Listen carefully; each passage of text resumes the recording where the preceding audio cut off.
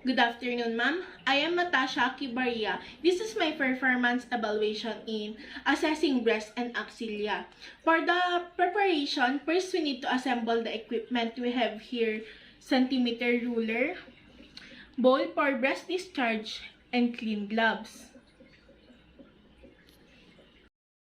For the procedure, first we need to introduce ourselves, verify the client's identity, explain what are you going to do, why is it necessary, and how the client can cooperate. Good afternoon, sir. I am Atasha Aki Baria, your student nurse for today from St. Mary's University. May I know your name, sir? Ano pong pangalan niyo, sir? Adonis Hero. Ang gagawin ko po ngayon is a-assess ko yung breast and axilla nyo. Importante pong i-assess natin to para baka po mamaya hindi po natin alam, may abnormalities na po tayo sa breast, like, baka hindi po natin alam, may cancer na po tayo, ganun po, or may matigas na po, or may bukol na po sa breast nyo. You can cooperate, sir, by exposing your breast and axilla later, sir. Thank you, sir. Next is perform proper hygiene or any other appropriate control procedure. Like, assuming that I already washed my hand, now I'm going to sanitize my hands.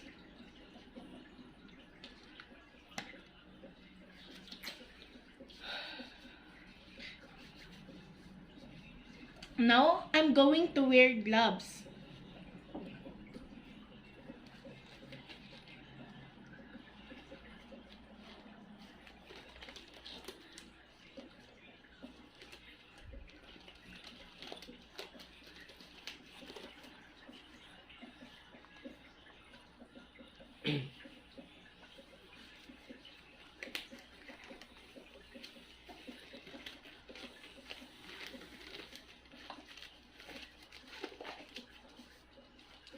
Next is we're going to provide the client's privacy. Like, if we are on the hospital, we are going to close the curtains or closing the door because it is important to close the door kasi may mga client po tayong hindi po sila komportable sa background natin, tapos i-expose po natin yung private part ng client. Inquire if the client has any history of the following: medication history, estrogen replacement therapy, mother, sister, and aunt with breast cancer, and alcohol consumption, high fat diet, obesity, or use of the contraceptive. Sir, matanong ko lang po kayo kung may iniinom po ba kayong pills para hindi po lumaki yung breast nyo or lumaki po? Wala po. Meron po ba sa pamilya nyo na nagkaroon na po ba ng breast cancer? Or Wala kahit po. sino po, kahit kapatid, wala po? Wala po. Mahilig ka po bang uminom ng alak? Hindi po. Hindi ka po umiinom, sir? Hindi po. Or yung mga kinakain niyo po ba, matataba po ba or maaalat or matatamis masyado? Wala po. Naging mataba na po ba kayo dati na bigla na lang po ba kayong pumayat? Hindi po. Hindi po. Sige po, sir. Thank you po. For the assessment, first we need to inspect the breast size, symmetry, and contour or shape while the client is in a sitting position.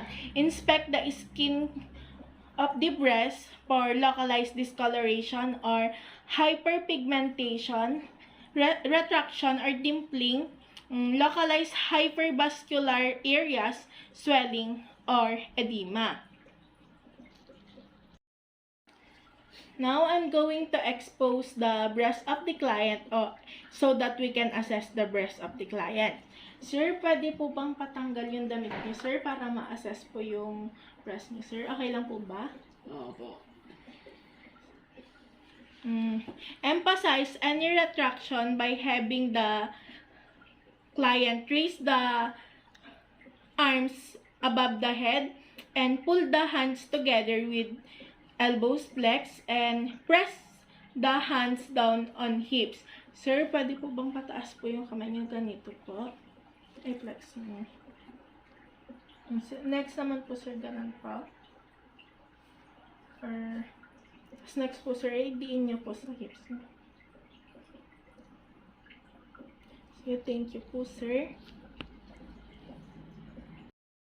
Next is we're going to inspect the areola area for size, shape, symmetry, color, surface, characteristic, and any masses of lesions. Next is we're going to inspect the nipple for size, shape, and position, color, discharge, and lesions.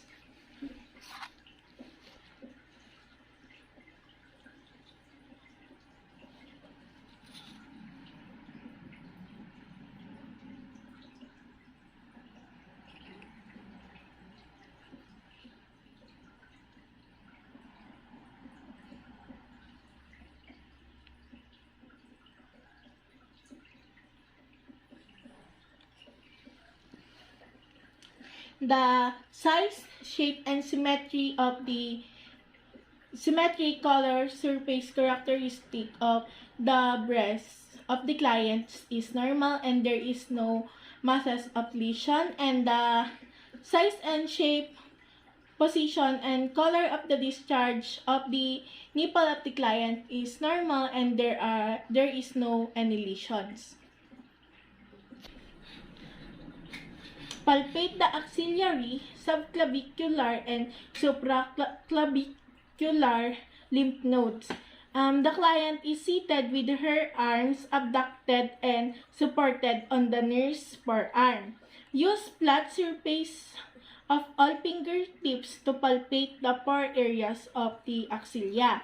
The edge of the greater pectoral muscle along the anterior axilla line.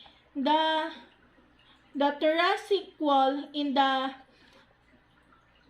mid-axillary area, and the upper part of the humerus, and the anterior edge of the latissimus area. Sir, pwede niyo po bang ganito po? I-flex.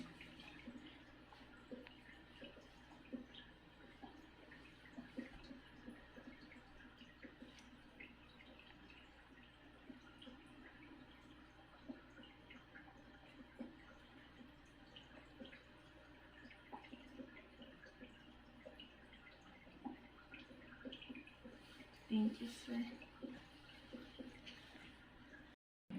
Palpate the breast for masses, tenderness, and any discharge from the nipple. Palpate the areola and the nipple for masses.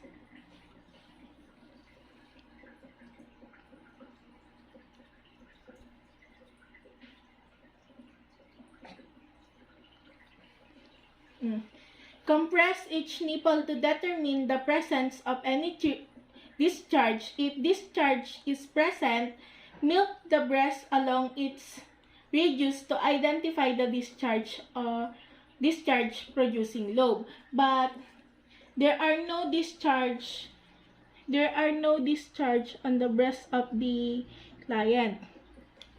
If there are any discharge on the breast of the client, assess any discharge for amount, color, consistency, and odor. And note that any tenderness of palpation. Teach the client technique for breast examination. And lastly, document findings in the client's record.